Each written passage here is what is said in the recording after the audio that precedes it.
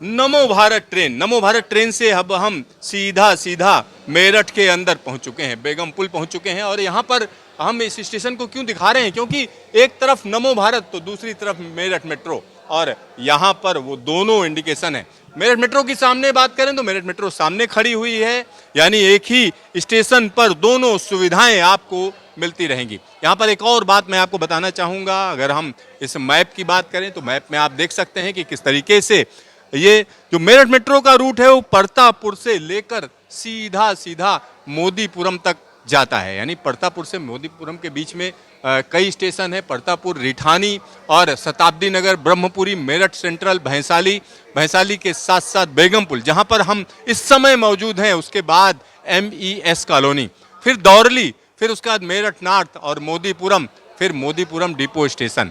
आप सोचिए ये जो पूरा का पूरा कॉन्सेप्ट है उसमें क्या क्या चीज़ें ध्यान रखी गई हैं, और साफ साफ बताया गया है कि किस तरीके से एक ही स्टेशन पर एक तरफ आप नमो भारत पकड़ सकते हैं तो दूसरी तरफ मेरठ मेट्रो खड़ी हुई है। मेरठ मेट्रो देखिए, और इसके लिए जगह जगह इंडिकेशन दिए हुए हैं कि किस तरीके से मेरठ मेट्रो की बात करें तो सामने मेरठ मेट्रो खड़ी हुई है, और दूसरी तरफ अगर हम देखें तो हम कह सकते हैं नमो भारत खड़ी है। तो नमो भारत और मेरठ मेट्रो का यह जो मिलन है यह अपने आप में अलग है, अनूठा है। साथ ही साथ यहाँ पर हम स्टेशन की अगर हम बात करें तो स्टेशन इस तरीके का बनाया गया है जिसमें तमाम सुविधाएं हैं। अगर दृष्टिबाधित लोगों की बात करें तो उनके लिए यह ट्रैक दिया गया है, खास तरीके का ट्रैक दिया गया है जिससे उनको दिक्कत ना हो, जब स्टेशन पर पहुंचे तो उनको आसानी से जहां पर जाना है उस तरीके उस जगह पर वो पहुंच सकें। तो यह व्यवस्था भी की गई है। साथ ही साथ हर जगह इंडिकेटर्स हैं और तरीके से इंडिकेटर्स दिए हुए हैं। साथ ही साथ स्टेशन के अंदर की अगर हम बात करें तो यहाँ अग्निशमन की भी व्यवस्था है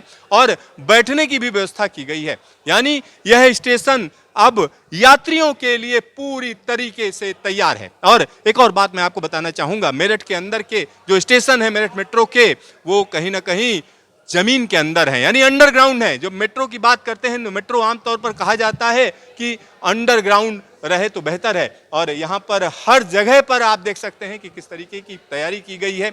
और जब प्रधानमंत्री नरेंद्र मोदी इसका उद्घाटन करेंगे तो निश्चित तौर पर इस पूरे के पूरे इलाके के लिए एक बड़ी सौगात कही जा सकती है, क्योंकि RTS की अगर हम बात करते हैं तो बेहतरीन इंफ्रास्ट्रक्चर है, और यह जो काम किया गया है वो काफ़ी तेज़ी से किया गया है, रैपिड मोड में किया गया है। तो रैपिड रेल का यह रैपिड काम हम आपको दिखा रहे हैं। और एक तरफ नमो भारत तो दूसरी तरफ की बात करें तो दूसरी तरफ हम कह सकते हैं मेरठ मेट्रो का एक बेहतरीन नज़ारा, बेहतरीन दृश्य हम आपको यहाँ पर दिखा रहे हैं। और यह एक बड़ी सौगात मेरठ के लिए कही जा सकती है, क्योंकि आने वाले दिनों में हजारों हजार लोग इसका इस्तेमाल करेंगे। और यहाँ पर जब इस तरीके का इंफ्रास्ट्रक्चर कहीं पर दिया जाता है तो इसका सीधा सा मतलब है राजधानी दिल्ली पर जो दबाव है, लोगों का जो दबाव है, आबादी का जो दबाव है, उसको कम करना। और यह एक बड़ी योजना है, क्योंकि आने वाले दिनों में एक तरफ पानीपत के लिए रैपिड रेल शुरू की जाएगी तो दूसरी तरफ की अगर हम बात करें तो बावल तक एक और लाइन जाएगी। यानी सराय काले खां से अब मेरठ आना काफ़ी आसान हो चुका है, और यह आसानी कहीं ना कहीं लोगों को या आम आदमी के लिए एक बड़ी सहूलियत साबित होने जा रही है। Siddharth, news station, Meerut.